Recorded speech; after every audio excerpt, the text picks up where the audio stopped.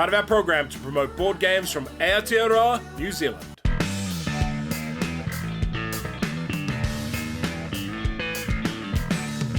Kia ora koutou, and welcome to the Anarchy in about 3 minutes. Review copy used. Solo mode only reviewed. It's a game for 1 to 4 players, playing time is long, and it's a very complex game. It's 1135 AD in England, and a secession crisis has driven the country to civil war. Can you help your side triumph in this period of anarchy? The game lasts for 5 full rounds of play, and your goal is to score as many points as you can in that time, by building infrastructure, raiding castles, and protecting your own. Action selection. You expend workers and resources to take action.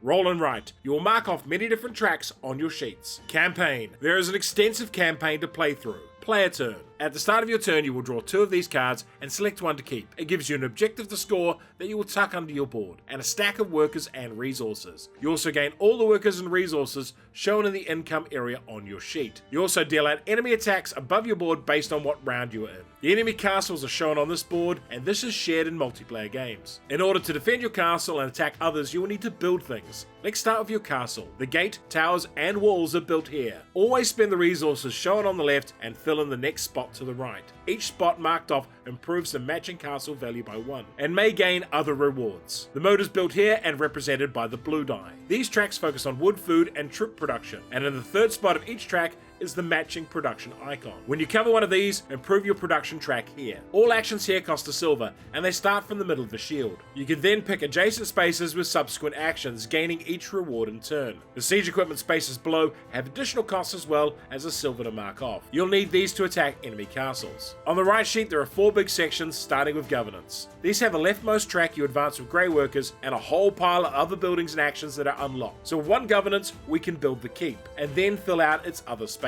Many of these tracks interact with this deck of cards you have. This one gets you to match pairs of people to create more servants, while this one has you match numbers to gain the rewards. There are 6 of these in different spaces on the board, all granting different benefits. You can attack the enemy castle if you have the forces and siege equipment. Gain all benefits listed above and then move your marker onto the castle. Not taking the castle on your turn means you'll gain discontent and you'll only have 1 card to choose from next turn. These spaces in Warcraft let you learn tactics. Tactics are special defenses to help protect your castle. Let's look at castle defense now. Starting on the right, we resolve each attack card. Each attack angle has a letter. You compare this to the round's castle card to determine that its strength, E, is 4. This attack is on our gate. Our gate die is a 4, so we stop that one. The next one is defended by the towers, and we're 1 short, but we spend soldiers to help that defense. This attack can only be defended with the covers tactic, so we mark 1 off for each strength of the attack. The second to last one is defended by the moat, and the final one by the walls. That one makes it through, causing discontent. Discontent is negative points, but can be later overwritten with bonuses. Why would you like this game? The Anarchy is a successor game to Hadrian's Wall, and it takes all the lessons learned there and dials it up another notch. If you are a fan of heavier and more involved roll and write style games, this is likely to be a grail game for you because it is so involved. I love how the game takes the same approach a wargame designer would to create a historic wargame, but instead comes out with something very different. It's an absolute brain burner, and there are so many levers to pull and decisions to make. A game for folks who like having steam coming out of their ears from thinking too hard. The best thing about this game is the little castle. It's nice and tactile.